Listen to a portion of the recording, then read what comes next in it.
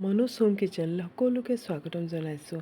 ৰ'দত নিদিয়াকৈ বহুত দিনলৈকে কিদৰে আমৰ আচাৰ ভাল থাকে সেই আচাৰবিধ আজি আপোনালোকলৈ লৈ আহিছোঁ। আৰু এই আমখিনি মই ৰাতি কাটি গোটাকৈ ধুই মেলি ৰাতি কাটি নিমখত তিয়াই থৈ দিছিলোঁ আৰু ৰাতিপুৱা আকৌ ফেনৰ তলত পানীখিনি চাকি পেলাই মই থৈ দিছিলোঁ। আৰু ইয়াত মই তাৰ মছলা বনাইছোঁ। ধনিয়া দিছোঁ, জিৰা দিছোঁ, ক'লা সৰিয়হ দিছোঁ, বগা সৰিয়হ দিছোঁ আৰু জিৰা দিছোঁ। দি পেলাই এইখিনি আৰু অলপ আজৱাইন দিছোঁ। আৰু এইখিনি মই একেবাৰে ফ্লেমটো ল' কৰি ভালকৈ মই ৰোষ্ট কৰি ল'ম আৰু যাতে জ্বলি নাযায়। জ্বলিলে কিন্তু আচাৰখিনিৰ টেষ্টখিনি একেবাৰে তিতা তিতা হৈ যাব, খুব বেয়া হ'ব। আৰু মই এতিয়া কেৰাহীখনত অলপ তেল দিছোঁ, অলপ মিঠাতেল দিছোঁ। ৰিফাইন নিদিব, মিঠাতেল দিব। আৰু এতিয়া যিখিনি মই আম ফেনৰ তলত শুকাইছিলোঁ সেই আমখিনি মই কেৰাহীখনত দি দিম। যদিও ইয়াত অলপমান পানী থাকে তেতিয়াহ'লে এইদৰে মই 10 মিনিটমান এইদৰে মই ভাজি থাকিম। ফ্লেমটো মিডিয়াম আছে আৰু এইধৰণে ভাজি ভাজি মই লৰাই ভাজি থাকিম। আৰু ইয়াত যিমান মইশ্চাৰ আছে গোটেইখিনি শুকাই যাবগৈ। আৰু এতিয়া কেতিয়াবা ইমান বৰষুণ দি থাকে, আমি আম কিনি আনো, আচাৰ দিব নোৱাৰোঁ ৰ'দ নথকাৰ বাবে। এই ধৰণে আচাৰ দিবচোন, কেতিয়াও বেয়া নহয়, বহুত দিনলৈকে আচাৰটো ভাল হৈ থাকে। আৰু যেতিয়া ইয়াৰ কালাৰটো মানে গ্ৰীণ কালাৰটো হেৰি হৈ যাব তেতিয়া আমি নমাই দিম। আৰু এতিয়া মছলাখিনি মই নমাই লৈছোঁ আৰু অলপ মই শুকান জলকীয়া দিছোঁ, জ্বলাও হ'ব আৰু কালাৰটোও ভাল হ'ব। এইখিনিও মই অলপ ৰোষ্ট কৰি ল'ম। কৰি পেলাই মই গোটেইখিনি ভালকৈ পিচি ল'ম। আৰু ইয়াত একেবাৰে কোনো কষ্টও নাই, ইমান সহজভাৱে দিব পাৰি আচাৰটো।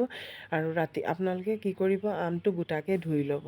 ধুই পেলাই কাটি পেলাই নিমখত এক ৰাতি থৈ দিব। যেতিয়া বহুত পানী ওলাব তেতিয়া কি কৰিব, গোটেইখিনি আকৌ পানীখিনি চেকি পেলাই আৰু কাপোৰ থাকে বা এনেই কিবা এটাত ফেনৰ তলত অলপ মেলি থৈ দিব। তাৰপিছত কেৰাহীত মই দিয়া ধৰণে কেৰাহীখনত ভাজি ল'ব। আৰু এতিয়া আমাৰ জলকীয়াখিনিও ভজা হৈ গ'ল।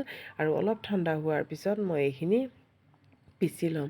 আৰু মাজে মাজে মই এইখিনি অলপ লৰাই দি আছোঁ, নহ'লে জ্বলি যাব পাৰে। দেখিছে নহয়, এতিয়া গ্ৰীণ কালাৰটো নাইকিয়া হৈ গৈছে। এইদৰে গ্ৰীণ কালাৰটো নাইকিয়া হ'ব লাগিব, তেতিয়াহে জানিব যে আমাৰ আমখিনি পূৰা পাৰফেক্ট হেৰি হৈছে, মইশ্চাৰখিনি পূৰা পানীখিনি শুকাই গৈছে। আৰু এতিয়া মই মছলাখিনি এইধৰণে ভাজি লৈছোঁ আৰু পূৰা মই পাউডাৰ ফৰ্ম কৰা নাই। আৰু এতিয়া মই গেছৰ পৰা নমাই দিছোঁ। নমাই পেলাই ইয়াত মই নিমখ দি দিম। যিমান দৰকাৰ হয় ইমানখিনি নিমখ ব্যৱহাৰ কৰিব পাৰে। মই 2 চামুচ দিছোঁ। আৰু ইয়াত মই গোটা মেথি দিছোঁ। মেথি মই পিছা নাই। মেথি পিচি আচাৰত দিলে আচাৰটো অলপ টেষ্টটো অলপ বেয়া বেয়া লাগে।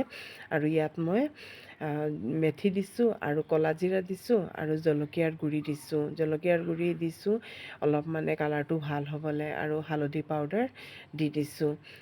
হালধি পাউডাৰ অলপ বেছিকৈ দিব, কাৰণ মই আগত আৰু হালধি পাউডাৰ ইয়াত ব্যৱহাৰ কৰা নাই। এতিয়া আচাৰৰ মছলাটো মই দি দিছোঁ। আৰু দেখিছে নহয়, একেবাৰে সহজভাৱে বনোৱা আচাৰ। আৰু মছলাটো যিমান দৰকাৰ হয় ইমানখিনি দিব। মই 3 চামুচমানে দিছোঁ।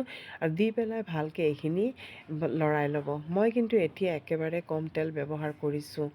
আৰু গোটেইখিনি মই ভালকৈ যাতে মিক্স হৈ যায় তেতিয়ালৈকে মই লৰাই থাকিম। মছলাখিনি ভালকৈ যাতে আমত সোমাই যায়। এতিয়া দেখিছে নহয়, মই একেবাৰে কম তেল ব্যৱহাৰ কৰিছোঁ। এতিয়া এইখিনি মই ভালকৈ লৰাই থাকিম। পূৰা গোটেই মছলাখিনি ভালকৈ মিক্স হোৱালৈকে মই এইখিনি লৰাই থাকিম। আৰু এতিয়া মই অলপ ভিনেগাৰ দিম। ভিনেগাৰটো দিবই লাগিব, যিহেতু আমি ৰ'দতো দিয়া নাই, একো কৰা নাই। সেইকাৰণে ভিনেগাৰটো দিলে তাৰ শ্বেল্ফ লাইফটো বাঢ়ি যাব আৰু আচাৰটো বহুত দিনলৈকে ভাল থাকিব। ৰ'দত নিদিয়াকৈও আমাৰ আচাৰ বহুত দিনলৈকে ভাল থাকে, একো বেয়া নহয়। আৰু ভিনেগাৰখিনি দিয়াৰ পিছত মই খুব ভালকৈ মিলাই ল'লোঁ। তাৰপিছত আমি চিচাৰ টেমা এটাত ভৰাই পেলাই তাৰপিছত ওপৰৰ পৰা কেঁচা সৰিয়হ তেল দি দিব। আপোনালোকে যদি বেয়া পায় কেঁচা সৰিয়হ তেল দিবলৈ, তেলটো গৰমাই পেলাই ঠাণ্ডা কৰি পেলাই দিব পাৰে। মই কিন্তু সদায় আচাৰত কেঁচা সৰিয়হ তেল দি পেলাই ভাল পাওঁ। মোৰ ফ্লেভাৰটো খুব ভাল লাগে তাৰ। আৰু এইদৰে আচাৰ দিবচোন আপোনালোকে এবাৰ।